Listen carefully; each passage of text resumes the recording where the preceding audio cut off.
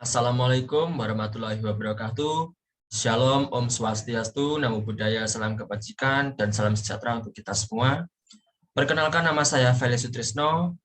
Pada materi ini saya diberikan kesempatan untuk menjelaskan mengenai effect of inflation atau efek-efek inflasi pada mata kuliah ekonomi teknik. Pada bab ini kita akan belajar beberapa hal yang dibagi menjadi beberapa poin materi. Yang pertama ialah pengenalan dan akibat dari inflasi. Yang kedua ialah present world dengan inflasi. Yang ketiga, future world dengan inflasi. Keempat, annual world dengan inflasi. Dan yang kelima ialah spreadsheet. Untuk pertama, kita akan belajar mengenai pengenalan dan akibat dari inflasi. Inflasi memiliki pengertian bertambahnya nilai mata uang dalam membeli produk atau jasa dalam jumlah yang sama, di mana nilai mata uang berkurang dalam membeli barang atau jasa dalam jumlah uang yang sama seiring dengan berjalannya waktu. Sederhananya dapat kita pahami, contohnya pada presentasi ini kita asumsikan untuk semua nilai mata uang adalah dalam dolar. Kita asumsikan nilai $1 di masa sekarang dapat membeli sekaleng soda. Tetapi di 2 tahun mendatang, $1 ternyata tidak dapat membeli sekaleng soda. Dan setelah diketahui dibutuhkan $2,5. Nah, hal ini disebabkan oleh adanya inflasi.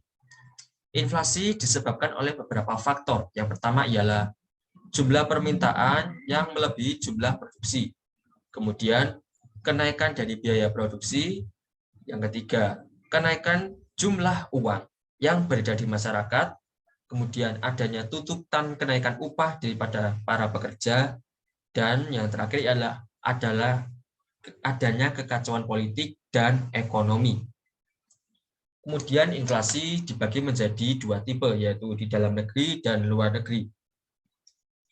Di dalam negeri itu dapat berupa defisit anggaran belanja yang dibiayai dengan mencetak uang baru dan gagalnya pasar akibat bahan yang menjadi mahal.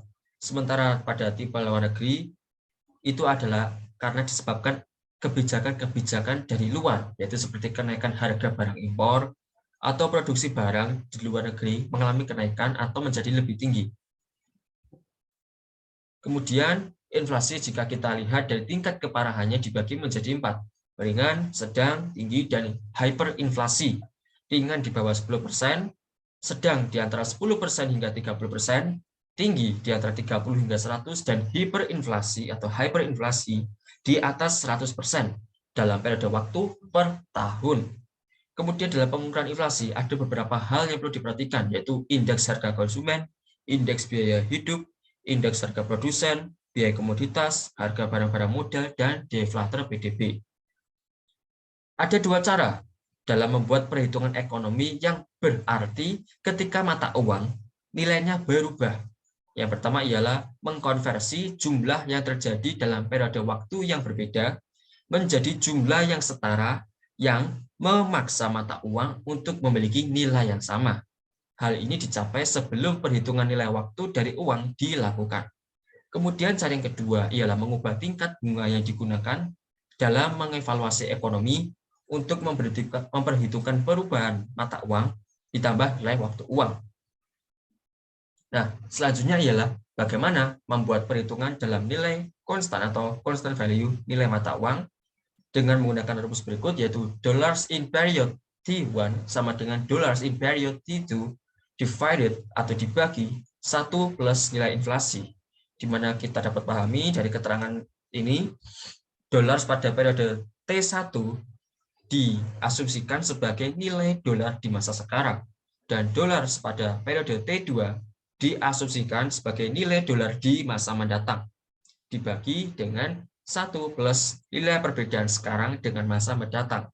Jika dirumuskan akan menjadi seperti pada gambar sebelahnya, yaitu constant value dollars sama dengan future dollars dibagi 1 plus F, di mana N berarti adalah periode waktu. Mungkin bisa 2 tahun, 3 tahun, 4 tahun, dan seterusnya. Contoh dari rumus sebelumnya adalah sebagai berikut. dari tahun 1986 hingga 2006 dan hingga 2012, harga pompa rata-rata di Amerika Serikat naik yang awalnya 0,92 dolar menjadi 2,68 dolar hingga menjadi 3,64 dolar per galon. Untuk F atau nilai inflasi dari tahun 1986 hingga 2006 menghasilkan kenaikan harga rata-rata 5,83% per tahun selama 20 tahun. Nah, bagaimana kita mencari nilai dari inflasi tersebut, yaitu sebesar 5,83%? Dengan menggunakan rumus sebelumnya, kita tahu ya bahwa future sama dengan P dikalikan dengan 1 plus F, di mana N sama dengan periode waktu. Di mana F ini adalah tahun 2006, yaitu nilai harga pompa pada tahun 2006 sebesar 2,86 dolar akan setara dengan 0,92 dolar dikalikan dengan 1 ditambah F, yaitu nilai dari inflasi dalam periode waktu 20 tahun. Karena yang kita cari adalah berapakah nilai dari inflasi tersebut per tahun, maka kita rumuskan sebagai berikut dan didapatkan nilai F sama dengan 5,83% per tahun. Dengan komputasi yang serupa untuk 6 tahun berikutnya, yaitu dari tahun 2006 ke 2012, didapatkan hasil nilai inflasi sebesar 4,1% per tahun. Kemudian selanjutnya adalah Consumer Price Index atau CPI. Yang perlu kita pahami bahwa CPI difungsikan untuk mengukur perubahan rata-rata dari waktu ke waktu dalam tingkat harga barang dan jasa konsumen yang dibeli, di mana ada beberapa hal atau dua hal yang perlu kita mengerti mengenai CPI, yaitu CPI berdasarkan keranjang pasar barang dan layanan seperti makanan, perumahan, pakaian, utilitas, dan pendidikan, barang yang tidak cenderung mengalami lonjakan harga yang besar selama periode waktu yang singkat, di mana pada CPI ini kita memahami bahwa faktor yang pertama kita pahami adalah bahwa dalam periode waktu yang singkat ada barang-barang itu yang tidak akan langsung melonjak secara cepat, tetapi membutuhkan beberapa waktu. Kemudian ada juga untuk menghitung CPI, karena itu tidak mempertimbangkan perbedaan kualitas dan beberapa barang yang tersedia secara resmi dan mengalami penurunan harga yang signifikan, seperti komputer dan elektronik lainnya yang tidak termasuk dalam keranjang pasar, di mana kita ketahui bahwa komputer dan alat elektronik lainnya akan mengalami penurunan harga dari waktu ke waktu karena adanya produk yang lebih baru. Selanjutnya ialah kita perlu memahami 3 variabel, yaitu 3 perbedaan nilai inflasi yang berkaitan. Yang pertama adalah huruf I yang di italik, itu merupakan nilai suku bunga sesungguhnya atau nilai suku bunga real, di mana bunga adalah diperoleh ketika efek dari perubahan nilai mata uang inflasi dihapus, di mana pada nilai suku bunga real kita tidak memperhitungkan nilai inflasi. Kemudian F yang di italik adalah nilai inflasi, yaitu kita dapat pahami bahwa F ini adalah nilai dari inflasi tersebut. Kemudian dari IF, yaitu I italik dan F adalah nilai suku bunga pasar, yaitu gabungan dari I dan F. Kemudian perlu kita pahami juga bahwa bila ada inflasi, maka ada juga deflasi. Dan pengertian dari deflasi adalah antonim dari inflasi, di mana daya beli di masa mendatang lebih besar dibandingkan dengan masa kini. Deflasi ini disebabkan oleh beberapa hal, salah satunya adalah ketersediaan barang yang berlebih. Contohnya, misalkan suatu barang yang dijual pada waktu sekarang, suplainya sangat banyak, tetapi daya beli masyarakat membeli barang tersebut sangat kecil, sehingga jumlahnya yang banyak dan barang yang di segmen tersebut juga memiliki batas waktu atau expired, maka untuk membuat produk tersebut laku perlu dilakukan penurunan harga, sehingga terjadilah perubahan harga dari yang awalnya mungkin lebih tinggi menjadi lebih rendah. Hal itu disebabkan karena adanya deflasi. Dan dari deflasi ini dapat memunculkan atau berpotensi terjadinya inflasi. Salah satunya seperti pandemi COVID ini, kita mengetahui bahwa karena keterbatasan masyarakat dalam mobilitas, maka terjadi deflasi, penurunan daya beli masyarakat akan suatu produk atau barang maupun jasa. Namun ketika terjadi pemulihan yang secara bertahap dan cepat, maka akan terjadi inflasi, di mana produk yang awalnya sebelumnya itu terlalu banyak akhirnya diproduksi lebih sedikit oleh perusahaan, sehingga ketika pada masa kondisi tertentu sudah pulih, barang yang tersedia ini menjadi kurang karena masyarakat sangat membutuhkan di masa setelah pandemi COVID selesai. Oleh karena itu, perlu adanya pencegahan terjadinya inflasi akibat adanya sebelumnya deflasi. Nah, dan dari deflasi kita dapat pahami bahwa nilai suku bunga pasar itu pasti akan lebih rendah daripada suku bunga real.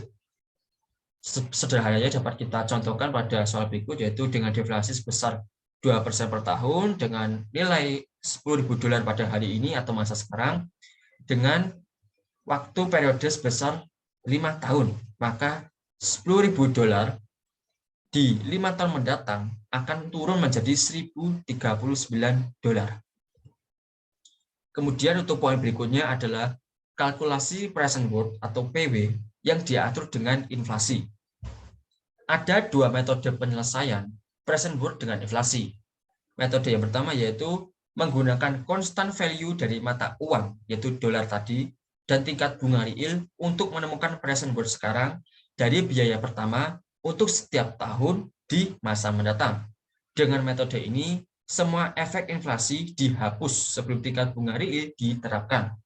Untuk pemahamannya dapat kita lihat pada tabel 10.1 sebagai contoh, yaitu kalkulasi inflasi dan kalkulasi present worth menggunakan constant value dollars, di mana kita bisa melihat bahwa nilai inflasi yaitu F sebesar 4% dan nilai suku bunga real sebesar 10%. Pada tabel ini kita akan melihat pada tahun kedua ya, teman-teman. Pada tahun yang kedua, kita bisa mengetahui pada kolom kedua terjadi kenaikan inflasi yaitu 4%, mengakibatkan kenaikan pertambahan nilai kenaikan yaitu sebesar 208. Sehingga dolar di masa 2 tahun mendatang yang awalnya $5.000, nilainya akan menjadi $5.408.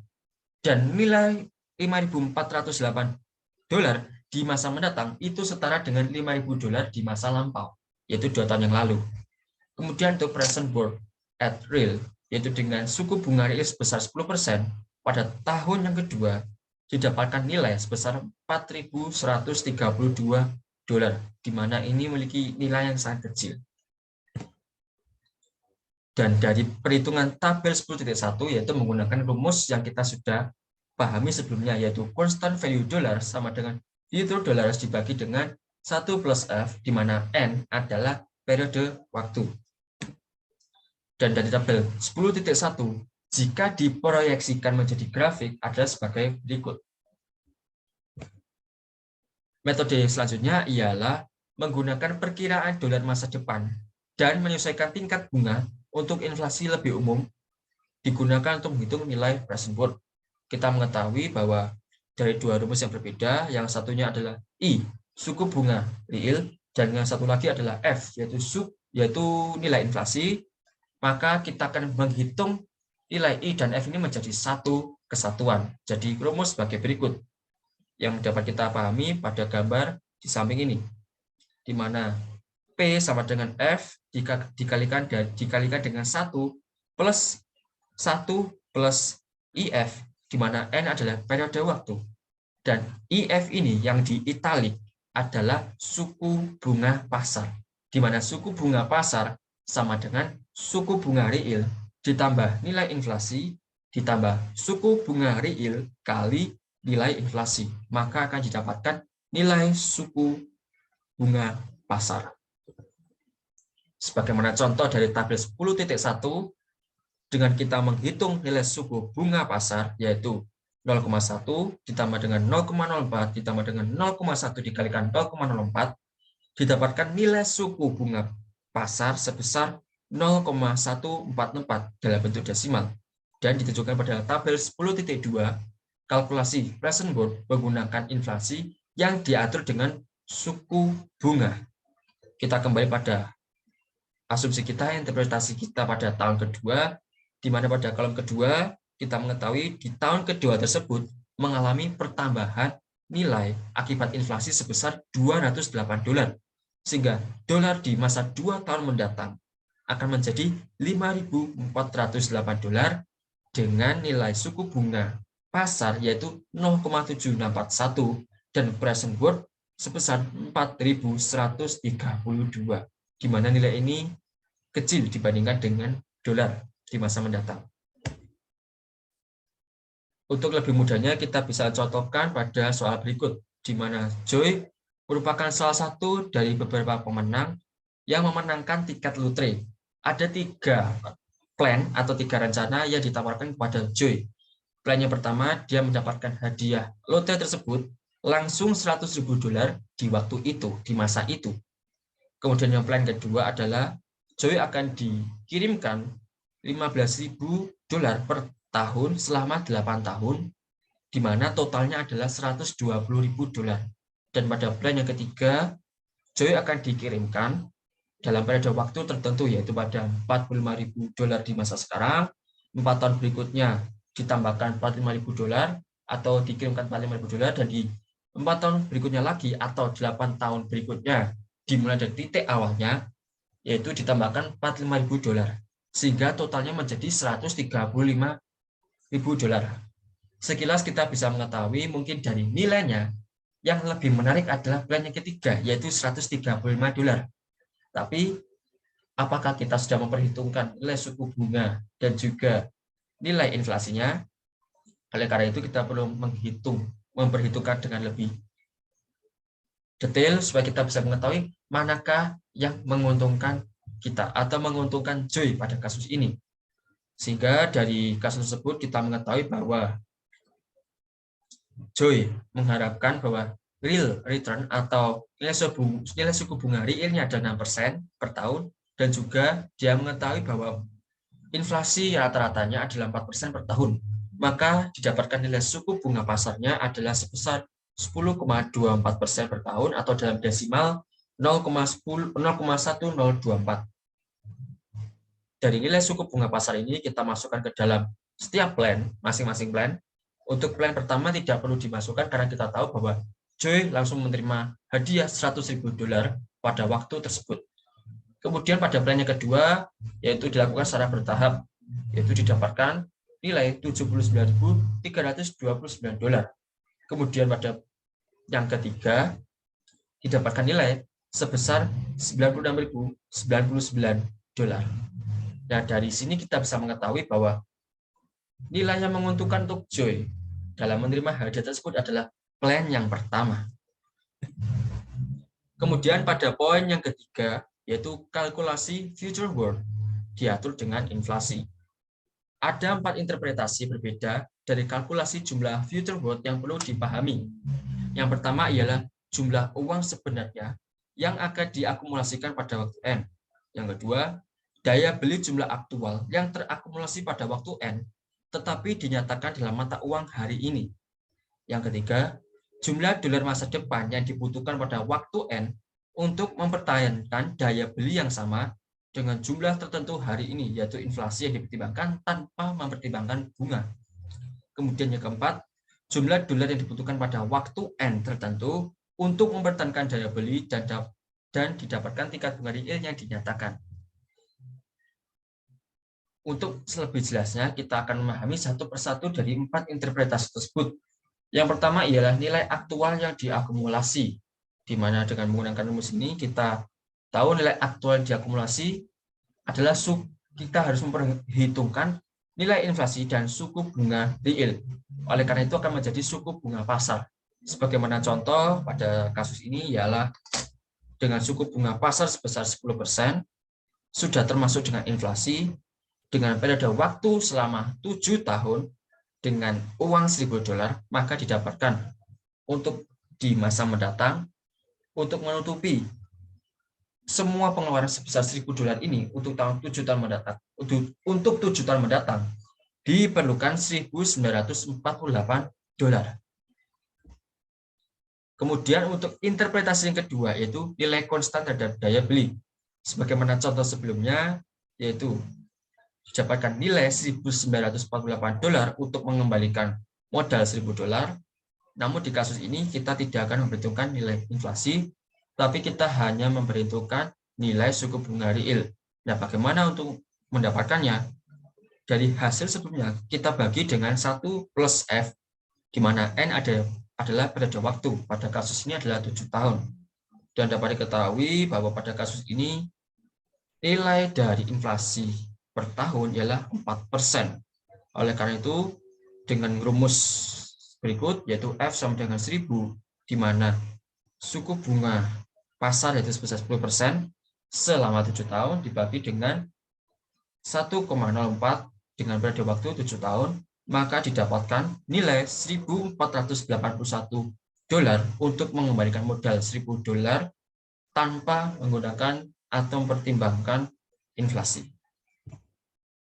Selanjutnya ialah dari contoh sebelumnya, dengan cara yang berbeda, kita menggunakan rumus yang berbeda pula, yaitu kita mencari dahulu nilai dari suku bunga real dari rumusnya.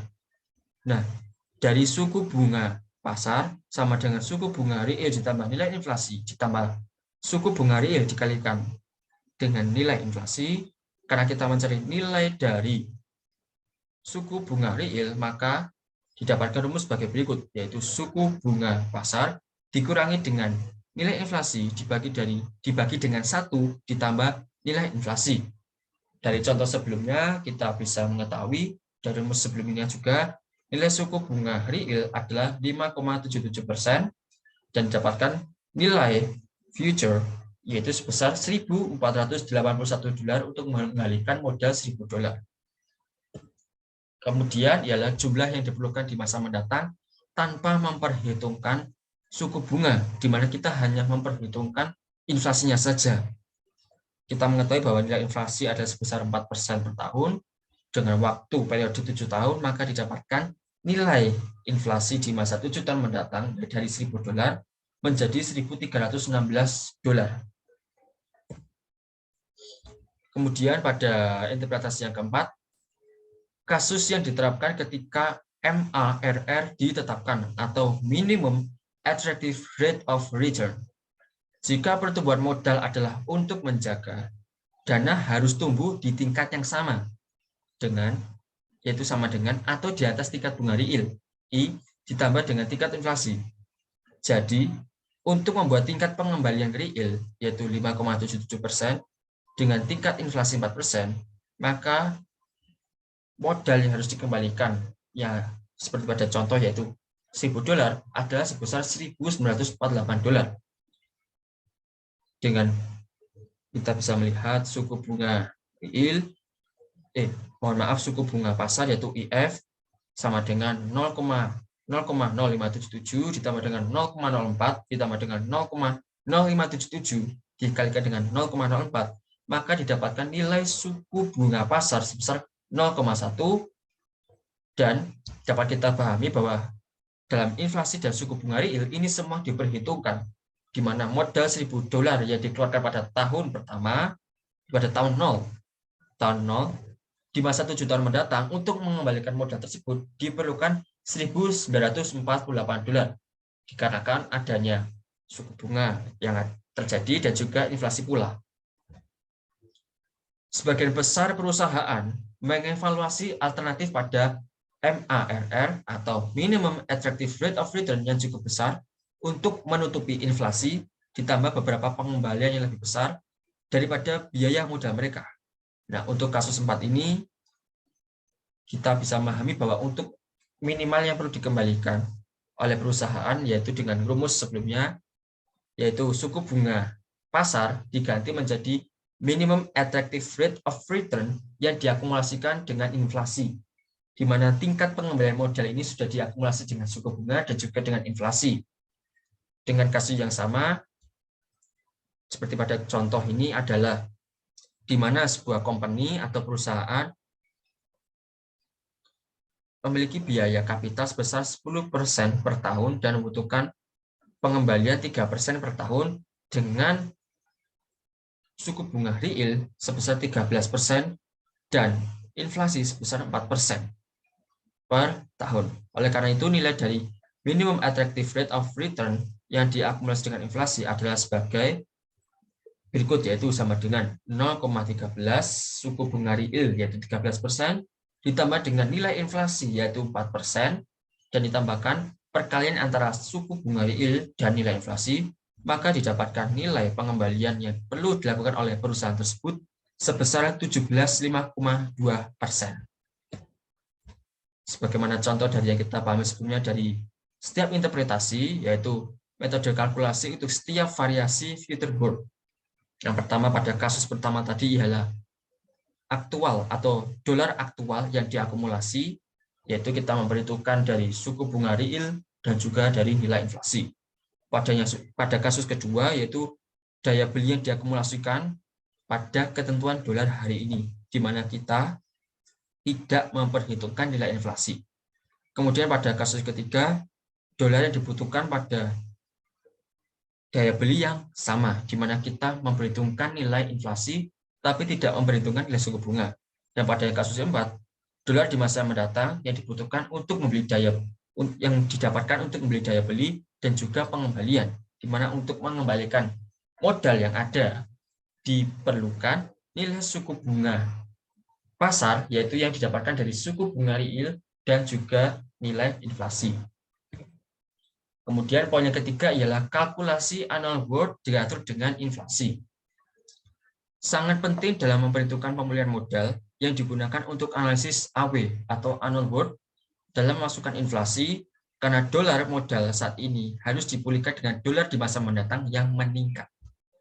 Dolar masa depan memiliki daya beli yang lebih kecil daripada dolar hari ini. Jelas bahwa lebih banyak dolar akan dibutuhkan untuk memulihkan investasi saat ini, sehingga menyarankan penggunaan tingkat bunga yang meningkat dalam rumus AP. Sebagaimana contoh, 1.000 dolar diinvestasikan pada hari ini dengan suku bunga real sebesar 5,77% per tahun dengan tingkat inflasi sebesar 4% per tahun. Dan untuk mengembalikan modal 1.000 dolar ini per tahunnya selama 5 tahun ke depan, maka didapatkan rumus sebagai berikut, yaitu nilai suku bunga real sebesar 10% per tahun, dan menggunakan rumus pengulangan per tahun, yaitu annual, maka didapatkan bahwa setiap tahunnya diperlukan 263,8 dolar selama 5 tahun nanti. Kemudian di sisi lain, penurunan nilai dolar dari waktu ke waktu berarti bahwa investor dapat membelanjakan lebih sedikit dolar saat ini untuk mengakumulasikan uang tertentu jumlah dolar yang di masa mendatang. Hal ini menunjukkan penggunaannya disesuaikan dengan inflasi suku bunga dalam rumus annual future untuk mendapatkan nilai I lebih rendah, di mana dari future ke depannya dari 1.000 dolar di pertama untuk 5 tahun ke depan yaitu sebesar 263,8 dolar di masa mendatang. Sebagaimana contoh untuk memahami mengenai poin tersebut, yaitu adalah soal sebagai berikut yang dibagi menjadi A dan B. Berapa nilai deposit anual yang dibutuhkan untuk 5 tahun ke depan untuk mengakumulasikan jumlah uang yang diperlukan dengan daya yang sama dengan 821,93 dolar pada saat ini, jika nilai suku bunga pasar 10% per tahun dan juga nilai inflasi sebesar 4% per tahun.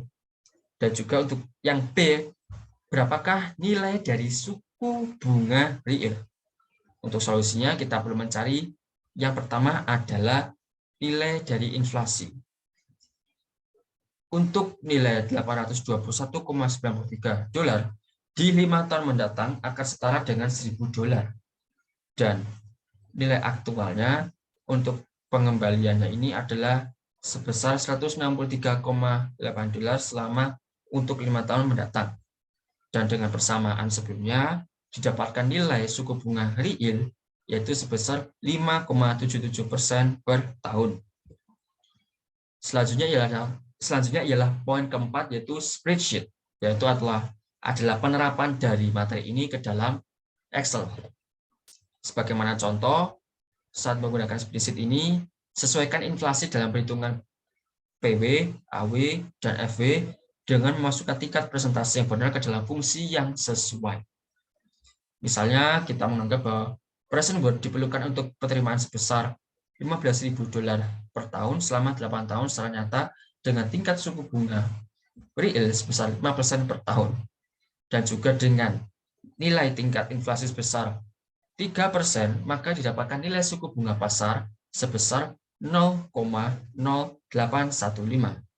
Dan jika kita masukkan dalam Excel, seperti pada gambar di samping, yaitu dengan inflasi, maka penulisannya adalah min PV dengan suku bunga pasar 8,15% dengan waktu selama periode 8 tahun dengan tingkat uang, yaitu tingkat uang yang diperlukan di titik awal itu adalah $15.000, maka didapatkan PW atau present worth sebesar $85.711 untuk dengan inflasi. Jika tanpa inflasi adalah seperti sekian, yaitu sebesar $96.948. Sekian dari materi yang dapat saya sampaikan. Kurang lebihnya mohon maaf bila ada kekurangan dari penyampaian ataupun materi yang ada. Sekian, terima kasih. Wassalamualaikum warahmatullahi wabarakatuh. Shalom, Om Swastiastu, Namo Buddhaya, dan salam kebajikan.